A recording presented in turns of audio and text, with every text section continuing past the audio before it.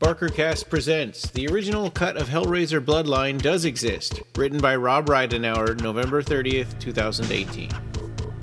Being a fan of Hellraiser Bloodline, I've always longed to see Kevin Yagher's original director's cut that he showed to Dimension Films before he exited the project. Over the years, many fans believe that his version was lost when former Dimension Films head Bob Weinstein wanted to rework the film into a more commercial-style story that focused more on the iconic Pinhead.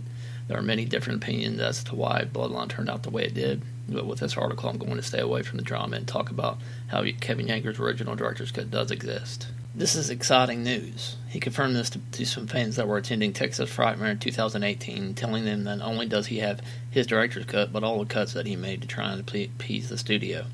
There have been many different running times thrown around for the director's cut, with Yagher claiming that his own cut ran 110 minutes in an old Fangoria interview done back in 1996, but recently he's gone on record that saying his versions ran from 94 to 66 minutes.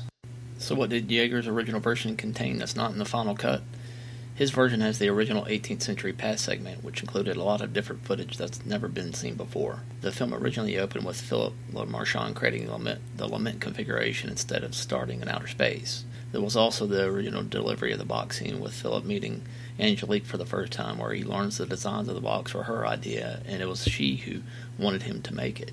This moment would have been followed by the famous gambler sequence where Angelique lures a group of French noblemen into opening the box as she strips away articles of clothing in order for them to continue to play her new game. This sequence can be seen as a flashback in a leaked work print version that was an attempt to please the studio, or you can watch the scene that Jose uploaded onto our official Facebook page. The character of Auguste had a much larger part, and most of his scenes ended up on the cutting room floor as well. There was also a mass ball sequence that was totally removed, where Marchand goes back to retrieve the box, only to be killed by Angelique's clown Cenobites. The film's theatrical trailer, which is cut from Yagher's version, and pictures online show a lot of these deleted moments. I've attached some of them below. The present-day segment contained a lot more moments between the characters that would have made them more interesting. For example, John Merchant was struggling a lot more with his dreams about his grandmother, and the relationship between him and Angelique was more complex. Jacques' death was different by being de-aged into a rotting corpse. The most interesting subplot, though, that was deleted was the rivalry between Pinhead and Angelique. In the released version, the princess seems to dance with the Hell Priest's every whim, but originally there was a power struggle going on between them that created an interesting dynamic between the two characters. In fact, during the scene where Angelique has Paul Merchant open the prototype of the Elysium configuration, in Kevin's version, she's actually trying to destroy Pinhead so she can have total control of Hell. Again, all of this can be seen in the leaked work print if you're able to track a copy of it down.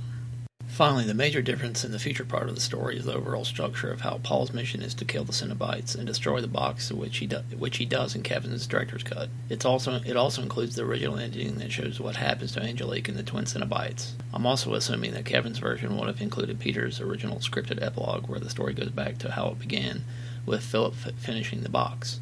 It was a perfect ending that paid homage to Clive Barker's original film and would have been a nice way to wrap up the franchise if they had stopped at Bloodline.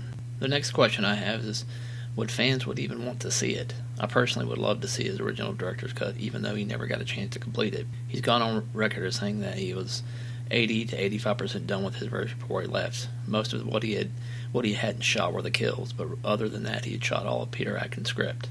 Some people have told me that he will release his cut online for fans to see sometime in the future, but I think it would be better if it got an official release with a new edition of the movie on Blu-ray. If enough fans show an interest, maybe that'll get Screen Factory or Arrow Video to produce a special edition.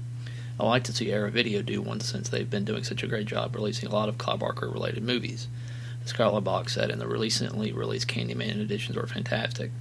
Maybe we can get a tell-all commentary with Kevin himself, with screenwriter Peter Atkins moderating it.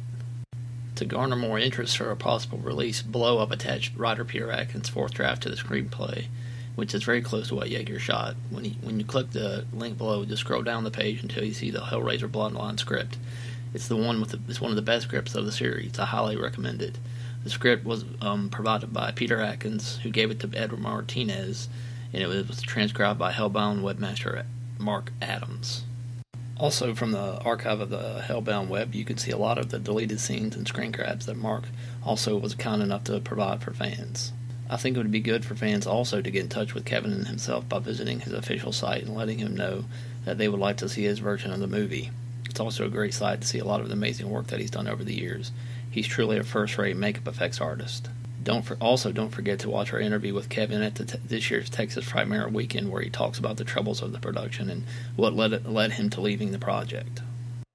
Different versions of films are always released in some shape or form eventually, from the Alien 3 work print, the original version of Halloween, The Curse of Michael Myers, to Clive Barker's The Director's Cut of Nightbreed. The timing has to be right sometimes, and I think for Hellraiser Bloodline, the time has come for a release.